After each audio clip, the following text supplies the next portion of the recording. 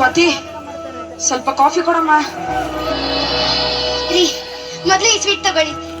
ಕೆಲ್ಸದ ಟೆನ್ಷನ್ ಅಲ್ಲಿ ತಲೆ ಬಿಸಿ ಆಗಿದೆ. ಸ್ವಲ್ಪ ಕಾಫಿ ಕೊಡು ಅಂತ ಕೇಳಿದ್ರೆ ಸ್ವೀಟ್ ಯಾಕೆ ಕೊಡ್ತಿದ್ಯಾ? ಕಾಫಿ ಕೊಡ್ತೀನಿ, ಮೊದ್ಲು ಈ ಸ್ವೀಟ್ ತಗೊಳ್ಳಿ. ಸ್ವೀಟ್ ಯಾಕೆ ಅಂತಾದ್ರೂ ಹೇಳೆ. ಅದು ಅದೇನಂದ್ರೆ, ಹೋಗಿಪ್ಪ, ನಂಗೆ ನಾಚಿಕೆ ಆಗುತ್ತೆ. ನಮ್ ಮದ್ವೆಲ್ಲೂ ಇಷ್ಟೊಂದು ನಾಚ್ಕೊಂಡಿರ್ಲಿಲ್ವಲೆ? ಮೊದ್ಲು ವಿಷಯ ಏನಂತ ಹೇಳು. ರೀ, ಅದು ನಮ್ಮಿಬ್ರ ಮಧ್ಯ ಇನ್ನೊಬ್ರು ಬರ್ತಿದ್ದಾರೆ. ಇನ್ನೊಬ್ರು ಬರ್ತಿದಾರ? ಯಾರು? ಅಂದ್ರೆ ಸ್ವಾತಿ, ನೀನ್ ಹೇಳ್ತಿರೋದು ನಿಜನಾ? ಈ ವಿಷಯ ಅಪ್ಪ ಅಮ್ಮಂಗೆ ಹೇಳ್ತೇನೆ? ಇಲ್ಲ ರೀ, ಅತ್ತೆ ಮಾವ ದೇವಸ್ಥಾನಕ್ಕೆ ಹೋಗಿದ್ರು. ಮೊದ್ಲು ನಿಮ್ಗೆ ಹೇಳೋಣ ಅಂತ ಕಾಯ್ತಿದ್ದೆ. ಎಂತ ಸಿಹಿ ಸುದ್ದಿ ಕೊಟ್ಟೆ ಚಿನ್ನ. ಅಯ್ಯೋ ರೀ, ಏನ್ ಮಾಡ್ತೀರಾ? ರೀ, ಬಿಡಿ. ಏನೋ ಅರುಣ, ಬಹಳ ಖುಷಿಯಾಗಿದ್ಯಾ? ಹೌದಮ್ಮ. ತಗೋ ಪ್ರಸಾದ. ನೀನು ತಗೊಳಮ್ಮ. ತಗೊಳ್ಳ. ಪ್ರಮೋಷನ್ ಏನಾದ್ರೂ ಕೊಟ್ರೇನಪ್ಪ? ಇಲ್ಲಪ್ಪ, ಅದಕ್ಕಿಂತ ದೊಡ್ಡ ಖುಷಿ ವಿಚಾರ. ಏನಪ್ಪ ಅದು? ನಾನು ಅಪ್ಪ ಆಗ್ತಿದ್ದೀನಿ. ಅರುಣ, ನೀನ್ ಹೇಳ್ತಿರೋದು ನಿಜ ಏನೋ? ಹೌದಮ್ಮ. ಹೌದೇನಮ್ಮ? ಹೌದತ್ತೆ. ಸ್ವೀಟ್ ತಗೊಳ್ಳಿ. ಮೊದ್ಲು ನೀನ್ ತಿನ್ನು.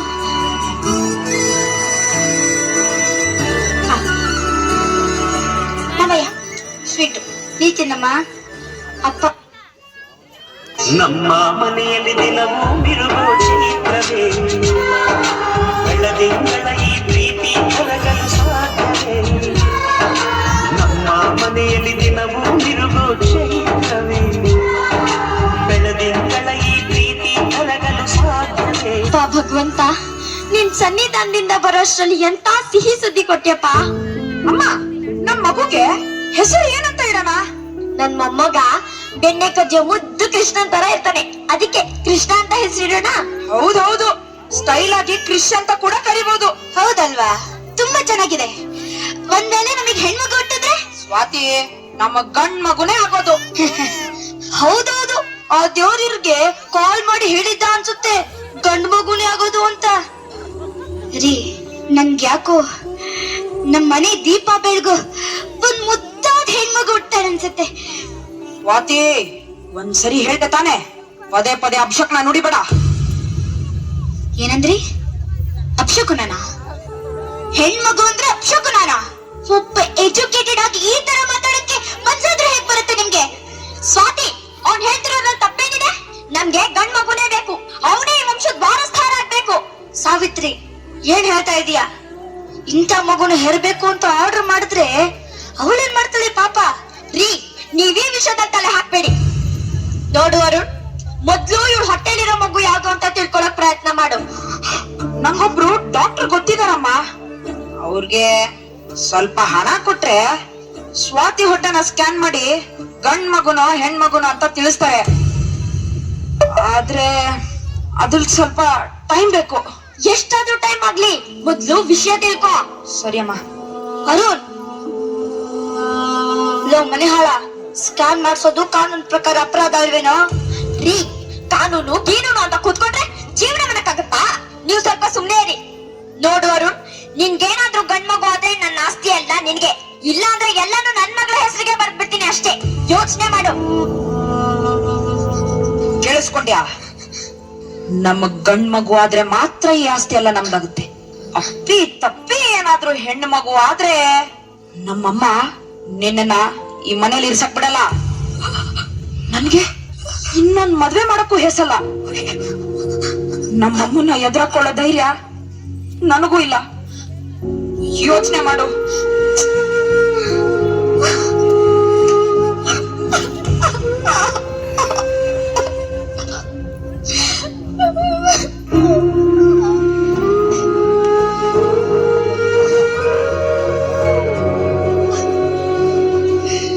ನೀನೇನು ಯೋಚನೆ ಮಾಡ್ಬೇಡಮ್ಮ. ಈ ಟೈಮಲ್ಲಿ ಕಣ್ಣೀರ್ ಹಾಕೋದು ಒಳ್ಳೇದಲ್ಲ. ನಾನು ಅವ್ರ ಜೊತೆ ಇನ್ನೊಂದ್ಸಲ ಮಾತಾಡ್ ನೋಡ್ತೀನಿ.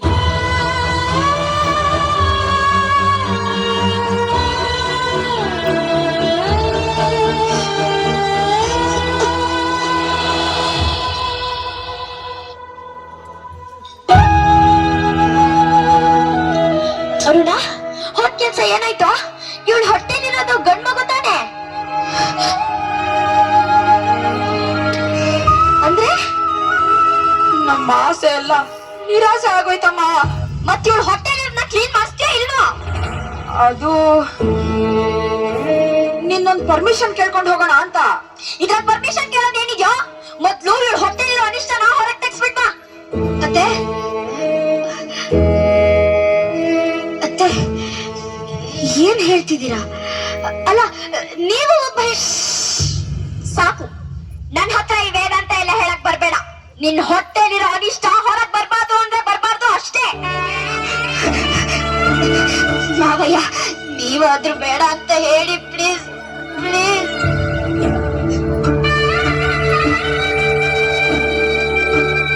ನಿಮ್ ಮಗಳಿಗೂ ಇದೇ ಪರಿಸ್ಥಿತಿ ಬಂದಿದ್ರೆ ನೀವ್ ಹೇಗೆ ಮಾಡ್ತಿದ್ರಾ? ನನ್ ಮಗಳು ನಿಂತರ ಹೊಟ್ಟೆಯಲ್ಲಿ ಹೆಣ್ಣು ಹುಳ ತುಂಬಿಕೊಂಡಿಲ್ಲ ಕಣೆ. ಹುಳಿ ತರ ಇರೋ ಗಂಡು ಮಗು ಹೆತ್ತಿದ್ದಾಳೆ.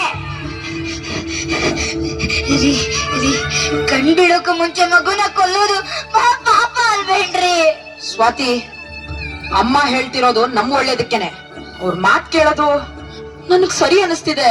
ಇಲ್ಲ ರೀ, ಪ್ರಾಣ ಹೋದ್ರೆ ಸರಿ, ನನ್ ಮಗುನ ಕೊಲ್ಲಕ್ ಬಿಡಲ್ಲ. ಸ್ವಾತಿ, ಇಷ್ಟು ಹೇಳಿದ ಮೇಲೂ ನೀನ್ ಹಠ ಮಾಡ್ತಿದ್ಯಾ ಅಂದ್ರೆ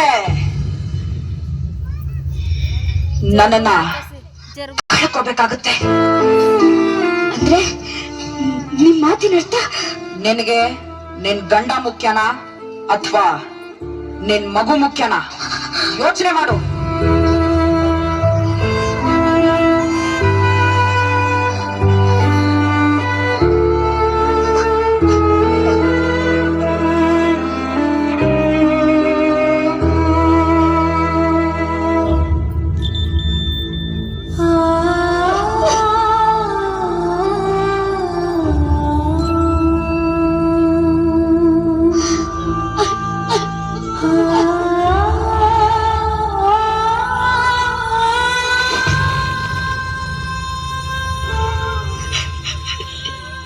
ಜೀವ ಉಳಿಸೋ ಡಾಕ್ಟರ್ ಆಗಿ ಜೀವ ತೆಗೆಯೋ ಕೆಲಸ ಮಾಡ್ತಿದ್ದೀರಲ್ಲ, ಇದು ತಪ್ಪಲ್ವಾ? ಅರುಣ್, ಏನಿದೆಲ್ಲ? ಎಲ್ಲ ಒಪ್ಪಿಸಿ ಕರ್ಕೊಂಡ್ ಬನ್ನಿ ಅಂದೆ ತಾನೆ? ಸ್ವಾತಿ, ಸುಮ್ನೆ ಮಲ್ಕೋ, ನನಗ್ ಕೋಪ ಬರ್ಸ್ಬೇಡ. ಅಲ್ಲ ರೀ Swati, calm down. Just 10 minutes ಅಷ್ಟೇ, ಇದೆಲ್ಲ ಕಾಮನ್. ಅರುಣ್, ಹೊರಗಡೆ ಹೋಗಿ ಕುತ್ಕೊಳ್ಳಿ. ಸರಿ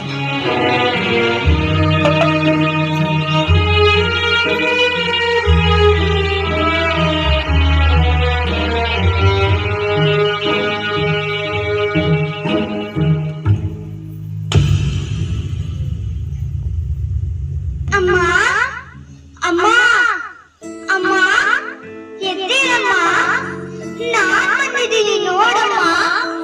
ಇನ್ಮೇಲೆ ನಿನ್ನಿಂದ ನನ್ನ ಯಾರು ದೂರ ಮಾಡಕ್ಕಾಗಲ್ಲ. ಅಮ್ಮ ಯಾಕೆ ಎದ್ದೇಳ್ತಿಲ್ಲ? ಓ, ಇಷ್ಟ ದಿನ ನನ್ನನ್ನ ಹೊತ್ತು ಹೊತ್ತು ಸುಸ್ತಾಗಿದ್ದಾಳೆ ಅನ್ಸುತ್ತೆ, ಅದಕ್ಕೆ ಮಲ್ಕೊಂಡಿದ್ದಾಳೆ. ಯಾರು ಡಿಸ್ಟರ್ಬ್ ಮಾಡಬೇಡಿ.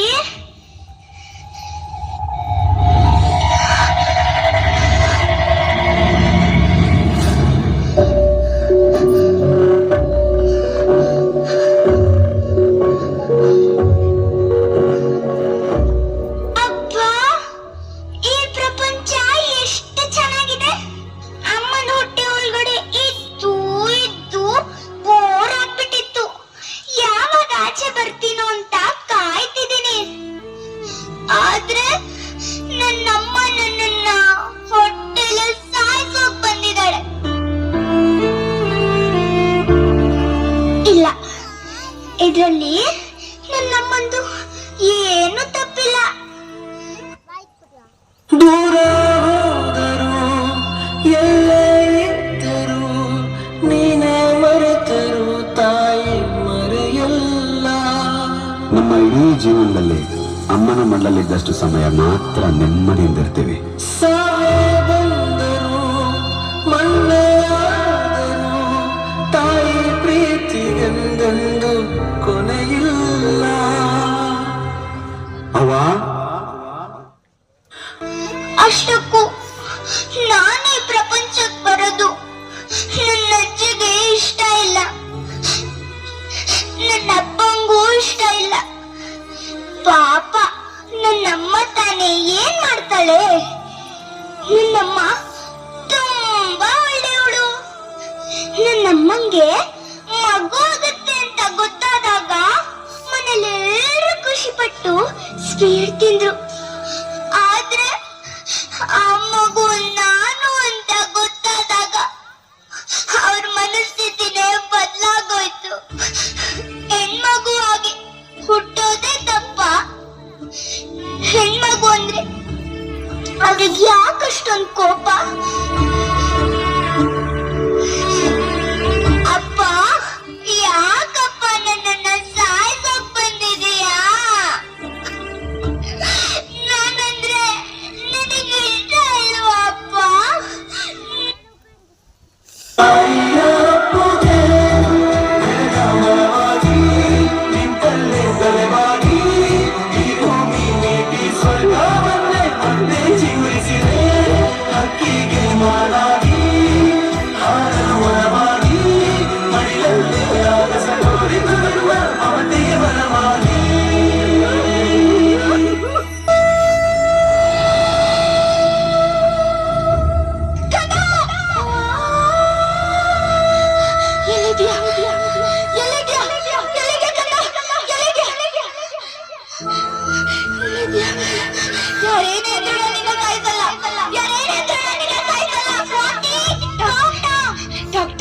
ಡಾಕ್ಟ್ರೆ, ನನ್ ಮಗುನ ತೆಗೆದ್ಬಿಡಿ ಡಾಕ್ಟ್ರೆ, ನನ್ನ ಮಗುನ ಕೊಲ್ಲಕ್ ಬಿಡ.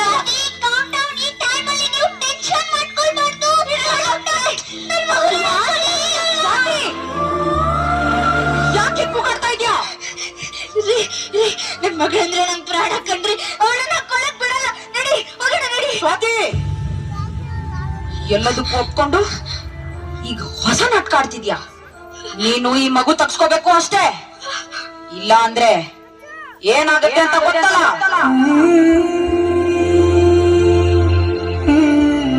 ಏನಾಗುತ್ತೆ ಅಂತ ನಾನು. ಹಲೋ, ಯಾರೇ ನೀವು? ಪರ್ಮಿಷನ್ ಇಲ್ಲ, ಯಾಕೆ ನುಗ್ತಿದ್ದೀರಾ? Medical officer from health department. ನಿಮ್ ಹಾಸ್ಪಿಟಲ್ ನಲ್ಲಿ ಇಲ್ಲಿಗಲ್ ಆಗಿ ಭ್ರೂಣ ಹತ್ಯೆ ಕಾಡ್ತಿದ್ಯಾ? ನೀನು ಈ ಮಗು ತಗ್ಸ್ಕೋಬೇಕು ಅಷ್ಟೇ, ಇಲ್ಲ ಅಂದ್ರೆ ಏನಾಗುತ್ತೆ ಅಂತ ಗೊತ್ತಲ್ಲ.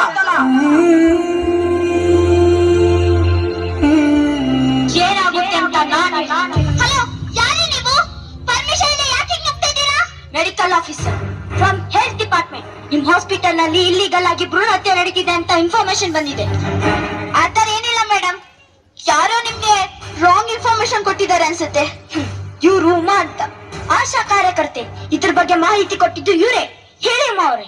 ಹೌದು ಮೇಡಮ್, ನಮ್ ತಾಯಿ ಇವ್ರ ಮನೇಲೆ ಕೆಲಸ ಮಾಡೋದು. ಈ ಮೇಡಮ್ ಹೊಟ್ಟೆಲಿ ಹುಡ್ತಿರೋದು ಹೆಣ್ಮಗು ಅಂತ ತಿಳಿದು ಇವ್ರ ಮನೆಯವರು ಅಬಾಷನ್ ಮಾಡ್ಸಕ್ ಹೊರಟಿದ್ದಾರೆ. ಪಾಪ ಈ ಮೇಡಮ್ ಎಷ್ಟು ಹೇಳ್ದು ಕೇಳದೆ ಬಲವಂತವಾಗಿ ಅಬಾಷನ್ ಮಾಡಿಸ್ತಾ ಇದ್ದಾರೆ. ಇಲ್ಲ ಮೇಡಮ್, ಅದು ಇಬ್ರು ಗಂಡೆ ಅಂತ ಒಪ್ಕೊಂಡ್ಮೇಲೆನೆ ಈ ಪ್ರೊಸೆಸಿಂಗ್ ಮಾಡಿದ್ದು. ಅದೆಲ್ಲ ಗೊತ್ತಾಗುತ್ತೆ. ಮೊದ್ಲು ನಿಮ್ಮ ಯಾರೋ ಹೇಳಿದ್ರು ಅಂತ ಇವ್ರ ಹತ್ರ ನಿಮ್ ಹೆಣ್ಣನ್ನ ಅಬಾಷನ್ ಮಾಡ್ಸಕ್ ಬಂದಿದ್ದೀರಲ್ಲ. ಫಸ್ಟ್ ಆಫ್ ಆಲ್ ಇವ್ರು ಡಾಕ್ಟರ್ ಅಲ್ಲ, ದುಡ್ಡಿಗೋಸ್ಕರ ಮೋಸ ಮಾಡ್ತಿದ್ದಾರೆ. ಇಂತ ಫೇಕ್ ಡಾಕ್ಟರ್ ನಂಬ್ಕೊಂಡು ನಿಮ್ ಹೆಂಡತಿ ಪ್ರಾಣಕ್ಕೆ ಅಪಾಯ ತರ್ಕೊಟ್ಟಿದ್ದೀರಾ. ಸಾರಿ ಮೇಡಮ್, ನನ್ನ ಕ್ಷಮಿಸ್ಬಿಡಿ. ನನ್ ತಾಯಿ ಮಾತು ಕೇಳಿ ನಾನೀಗ ತಪ್ಪು ಮಾಡ್ಬಿಟ್ಟೆ. ಸ್ವಾತಿ, ಸಾರಿ ಸ್ವಾತಿ, ನನ್ನ ಕ್ಷಮಿಸ್ಬಿಡು. ನಿನ್ ಹತ್ರ ನಾನು ತುಂಬಾ ಕ್ರೂರವಾಗಿ ನಡ್ಕೊಂಡ್ಬಿಟ್ಟೆ. ನನ್ ಮಗಳನ್ನ ರಾಣಿ ತರ ಸಾಕ್ತೀನಿ, ರಾಣಿ ತರ ಸಾಕ್ತೀನಿ. Madam, thank you madam, thank you. ಸರಿಯಾದ ಟೈಮಿಗೆ ಬಂದು ನನ್ ಮಗಳನ್ನ ಉಳಿಸ್ಬಿಟ್ರಿ. ಥ್ಯಾಂಕ್ಸ್ ನಂಗಲ್ಲ, ಈ ಆಶಾ ಕಾರ್ಯಕರ್ತೆಗೆ ಹೇಳಿ. ಯಾಕಂದ್ರೆ ಇವರು ಸರಿಯಾದ ಸಮಯಕ್ಕೆ ಬಂದು ಈ ವಿಷಯನ ತಿಳಿಸಲಿಲ್ಲ ಅಂದಿದ್ರೆ ಇಷ್ಟೊತ್ತಿಗೆ ದೊಡ್ಡ ನೋವು ತಾನೇ ನಡೆದೋಗ್ತಿತ್ತು. ಅಕ್ಕ, ಅಕ್ಕ, ನೀವು ನನ್ ಮಗುನ ಉಳಿಸ್ಕೊಡ್ತೇ ಅಕ್ಕ. ಥ್ಯಾಂಕ್ ಯು ಅಕ್ಕ. ಈ ಜೀವ ಇರೋವರೆಗೂ ನಿಮ್ ಋಣನ ನಾನು ಯಾವತ್ತೂ ಬರೆಯಲ್ಲ ಅಕ್ಕ. Thank you. ನೀನು ಒಂದು ಹೆಣ್ಣು ತಾನೇ?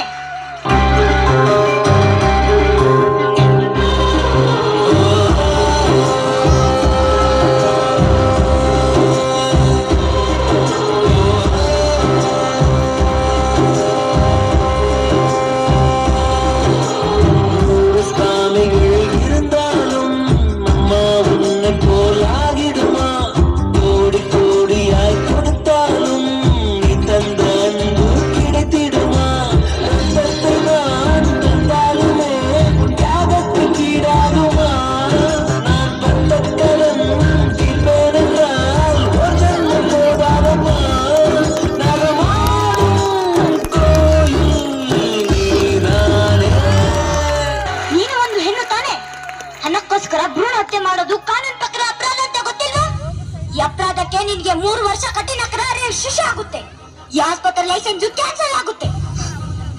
ದಯವಿಟ್ಟು ನನ್ನ ಕ್ಷಮಿಸ್ಬಿಡಿ ಮೇಡಮ್, ಇನ್ನೊಂದ್ಸಲ ಈ ತರ ತಪ್ಪು ಮಾಡಲ್ಲ. ಏನು ಕ್ಷಮಿಸ್ಬೇಕಾ? ನಿಮ್ಮಂತವರಿಂದ ನಿಜವಾದ ಡಾಕ್ಟರ್ಸ್ಗೂ ಕೆಟ್ಟ ಹೆಸರು. ಇನ್ಸ್ಪೆಕ್ಟರ್, ಈ ಹಾಸ್ಪಿಟಲ್ ನ ಸೀಲ್ ಮಾಡಿ ಇವನ್ನ ಕಸ್ಟಡಿಗೆ ತಗೊಳ್ಳಿ.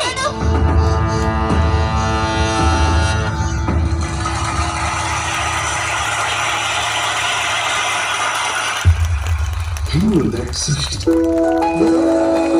ಹೆಣ್ಣು ಅಂದ್ರೆ ಸ್ಫೂರ್ತಿ, ವಿಶಿಷ್ಟ ಶಕ್ತಿಗಳ ಸಂಗಮ ಹೆಣ್ಣು, ಭೂಮಿ ತೂಕದ ತಾಳ್ಮೆಯುಳ್ಳ ಮಹಾನ್ ಶಕ್ತಿ ಹೆಣ್ಣು. ಪುರುಷ ಪ್ರಧಾನ ಸಮಾಜದಲ್ಲಿ ಶತಶತಮಾನಗಳಿಂದಲೂ ಅಬಲೆಯಂತೆ ಬದುಕುತ್ತಿದ್ದ ಹೆಣ್ಣು ಇಂದು ಎಲ್ಲಾ ಕ್ಷೇತ್ರದಲ್ಲೂ ಅವಿಸ್ಮರಣೀಯ ಸಾಧನೆ ಮಾಡುತ್ತಿದ್ದಾಳೆ. ದೇಶದ ಮೊದಲ ಮಹಿಳಾ ಪ್ರಧಾನಮಂತ್ರಿ ಇಂದಿರಾ ಗಾಂಧಿ, ರಾಷ್ಟ್ರಪತಿ ದ್ರೌಪದಿ ಮುರ್ಮು, ಗಗನಯಾತ್ರಿ ಕಲ್ಪನಾ ಚಾವ್ಲಾ, ಮೊದಲ ಮಹಿಳಾ ಪೈಲಟ್ ಸರಳಾ ತುಕ್ರಾನ್, ಮೊದಲ ಮಹಿಳಾ IPS ಅಧಿಕಾರಿ ಕಿರಣ್ ಬೇಡಿ, ಭಾರತ ರತ್ನ ಪಡೆದ ಮೊದಲ ಗಾಯಕಿ MS ಸುಬ್ಬಲಕ್ಷ್ಮಿ, ಲತಾ ಮಂಗೇಶ್ಕರ್, ಕ್ರೀಡಾ ಕ್ಷೇತ್ರದಲ್ಲಿ ಸಾಧನೆ ಮಾಡಿದ PT ಉಷಾ, ಮೇರಿ ಕೋಮ್, ಅಭಿನಯ ಸರಸ್ವತಿ B ಸರೋಜಾದೇವಿ, ಪಂಚಭಾಷಾ ತಾರೆ ಲಕ್ಷ್ಮಿ, ಮಿನುಗುತ್ತಾರೆ ಕಲ್ಪನಾ, ವೃಕ್ಷಮಾತೆ ಸಾಲುಮರದ ತಿಮ್ಮಕ್ಕ, ಸಮಾಜ ಸೇವಕಿ ಸುಧಾಮೂರ್ತಿ, ಹೀಗೆ ಸಾವಿರಾರು ಸಾಧಕಿಯರು ಎಲ್ಲಾ ಕ್ಷೇತ್ರಗಳಲ್ಲೂ ಪುರುಷರ ಸರಿಸಮಾನವಾಗಿ ಸಾಧನೆ ಮಾಡುತ್ತಾ ಹೆಣ್ಣು ಕುಲಕ್ಕೆ ಕಳಶಪ್ರಾಯರಾಗಿದ್ದಾರೆ. ಗೃಹಿಣಿಯಾಗಿ ಮನೆ